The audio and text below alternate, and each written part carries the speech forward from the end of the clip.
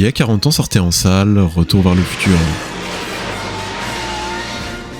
Là, on s'attaque à un monument absolument mythique de l'histoire du cinéma et de la pop culture, réalisé par Robert Zemeckis. On suit l'histoire de Marty McFly, un lycéen qui se retrouve 30 ans dans le passé après avoir utilisé la machine à voyager dans le temps de son ami le Doc Brown. Mais pas de chance, il empêche accidentellement ses parents de se rencontrer, et pour éviter de disparaître, Marty va donc devoir les réunir de nouveau et revenir ensuite à son époque en 1985.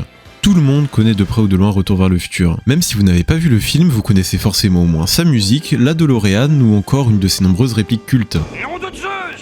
Je l'ai vu pour la première fois quand j'étais petit et je dois dire que plus il vieillit, plus je l'apprécie. C'est un film qui a marqué les esprits et qui est devenu un symbole à part entière des années 80. Les musiques de Huey Lewis and the News, Hill Valley, l'esthétique 80s, le rock et un tas d'autres éléments nous plongent dans cette époque pour laquelle on a tant de nostalgie. Chose que le deuxième opus a très bien compris en nous montrant un futur fasciné par son passé. Mais le plus gros symbole du film, ça reste sans aucun doute la DeLorean du Doc, qui est une des voitures les plus emblématiques du cinéma au même titre que l'Ecto 1 de SOS Fantôme, l'Interceptor de Mad Max ou encore la Batmobile de Burton. Parce que quitte à prendre une voiture, autant choisir une qui est de la gueule. Puis n'oublions pas la cultissime bande originale d'Alan Silvestri, généralement quand il travaille avec Zemeckis ça donne des musiques inoubliables, comme avec Forrest Gump. Ce qui participe aussi au succès colossal du film, c'est son scénario et ses personnages. Mélanger science-fiction, aventure, comédie et romance, c'est pas évident, et pourtant s'identifie tout de suite à l'histoire car elle aborde un thème universel, la famille. Qui ne s'est jamais demandé à quoi ressemblaient ses parents quand ils étaient jeunes et comment ils vivaient à l'époque. Puis il faut également dire qu'on s'attache très vite aux personnages. Michael J. Fox est super cool en Marty, Christopher Lloyd nous offre ses meilleurs faciès en Doc avec son look bien extravagant, puis le duo Lea Thompson et Crispin Glover fonctionne à merveille. D'un côté une Lorraine optimiste et de l'autre un George McFly sans aucune assurance. Et il faut aussi honorer Tom Wilson qu'on adore détester en Biff Tannen. Tu veux ma photo, banane? Petit moment anecdote, dans le script original, la machine à voyager dans le temps était un frigo. Mais pour éviter tout accident avec des enfants s'enfermant dans un frigo après avoir vu le film, il a été décidé d'en faire une voiture. Steven Spielberg fait même une référence à ça en montrant Indiana Jones survivre à une explosion atomique grâce à un frigo.